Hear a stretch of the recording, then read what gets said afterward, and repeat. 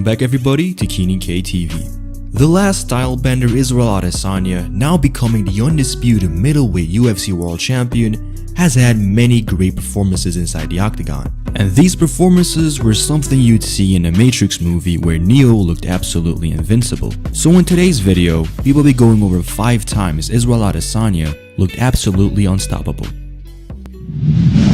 Everything is just falling into place like I'm in a Matrix.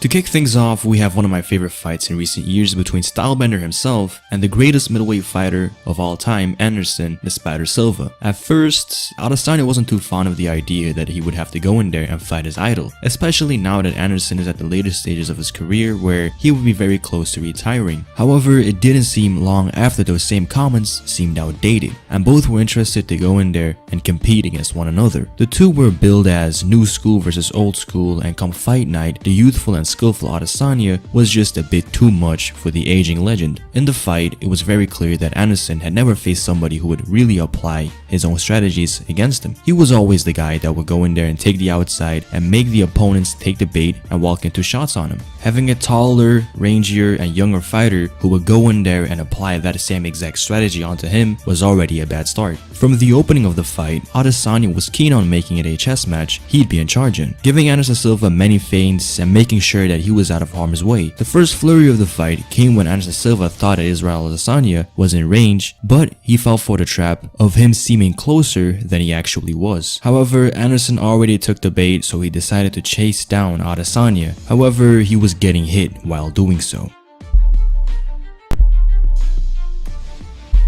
During the fight, from what I perceived, Israel was not too keen on going in there and knocking out his idol. Rather, he wanted to have a brilliant showcase where both fighters would come out of it looking fairly good. Israel did a great job at chopping down Anderson's legs, evading nearly all of Anderson's head strikes, and in the end, both fighters embraced one another, and it was yet another great performance in which Israel Adesanya looked seemingly flawless.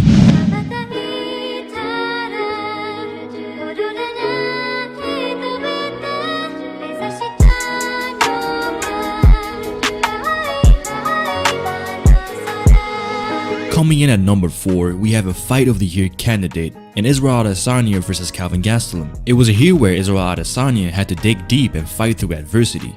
Being rocked by a Kelvin Gastelum high kick, we had never seen Adesanya be tested in that manner. The smooth southpaw Kelvin Gastelum was a very tricky puzzle to solve, as he was very nonchalant and barely telegraphed his shots, coming in and out of range without Israel Adesanya getting a good read on him early on. That said, Israel was still the fighter who was landing the crisper and more consistent shots out of the two. Both fighters were seemingly cancelling each other's success out each round. One round would go to Kelvin, then the following round, Israel would win.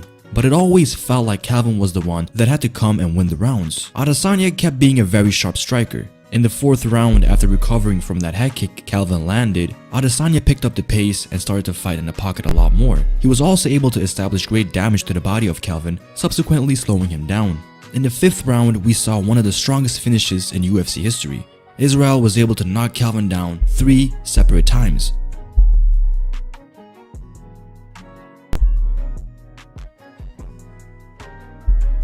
And he was also able to put him in 2 tight submissions. The fight was close, but Adesanya was clearly the more effective fighter out of the two, and becoming the new UFC interim middleweight champion.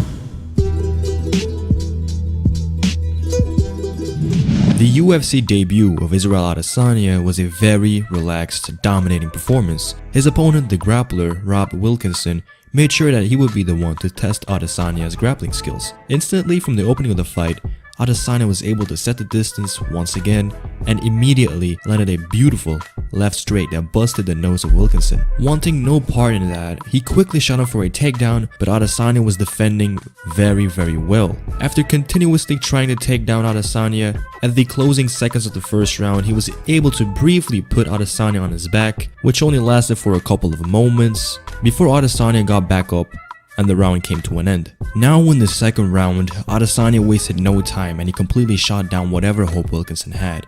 When Wilkinson shot him for a desperate takedown that easily got denied, the end was very near, because it was very clear that Wilkinson was ready to be done with the fight, as his body language showed no signs of fighting back. Adesanya then slowly started to break down his opponent piece by piece, evading his shots and then immediately making him pay, piling up the offense, and Wilkinson just had enough and the ref stepped in. In this performance, Adesanya showed great grappling defense and his supreme level striking, which just promised a very bright future in the UFC. Yeah, I know you like my swagger.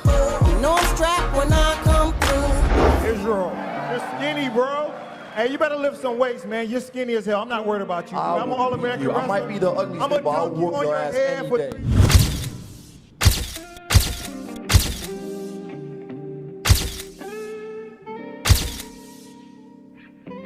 This performance would have been Adesanya's finest if it wasn't for the #1 spot in this video. Going into this fight, Brunson was the first legit test in Adesanya's career, as Brunson was a pretty established fighter in the division who was also a pretty good grappler. At the time, people were still not sold on Adesanya as they were calling him just another hype train, and come fight night however, Adesanya made sure the critics would eat their words. When fighting Brunson, who is a pretty notorious rusher, Adesanya did well at keeping his distance and circling away from him, and would avoid getting tied up too often. Landing shots on the outside made Brunson pretty desperate as well. After not finding any success with his grappling, Brunson got too desperate and rushed himself into a big knee that was the beginning of the end. In typical Adesanya fashion, he did not rush a thing, and he would calmly go in there and chop Brunson down, completely destroying him in the process and securing himself a knockout victory. With this victory, Adesanya became a man people could not ignore any longer.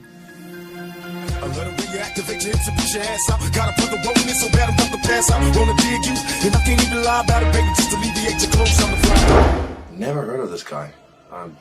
Makes him dangerous at the same time, but if I was Israel and Israel was to fight me, he should just keep his mouth shut and let me sell the fight.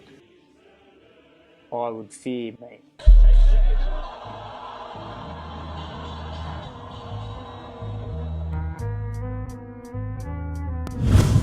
Here goes an honorable mention for Adesanya's flawless performance against Italy's own Marvin Vettori. Really, most of Adesanya's fights have been nothing but spectacular displays of skill, and it was no different against the young Vettori. Also, Adesanya said that he wasn't too impressed with his debut performance, so he really wanted to outdo himself in his second UFC outing, and he did just that, landing creative counter kicks, sharp elbows, and was dodging shots like they were coming at him in slow motion.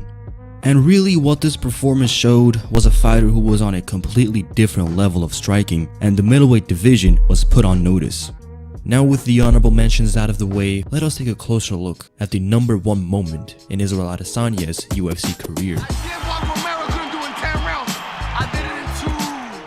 And obviously it has to be his world title win over Robert Whittaker in Australia, unifying his interim middleweight championship with the undisputed title and leaving no questions as to who is the best UFC middleweight on the planet. Going into the fight against a very explosive Robert Whittaker, early on in the fight it really came down to not going in there and being first. Adesanya employed a game plan where he was just waiting and seeing what Robert Whittaker was all about. What could he really do in there? And Robert, being a very explosive fighter, his lead left hook as he was jumping in to close the distance seemed to be his primary weapon, which was a pretty good weapon to begin with. However, in these 5 rounds, it seems to be very hard for Adesanya, as smart as he is, to not figure that move out and counter his adversary. And that is exactly what happened at the end of the first round, catching Robert Whittaker with a beautiful hook that sent him flat on his back, and if Adesanya was given a couple more seconds, I'm pretty sure the match would have been over and done with right then and there.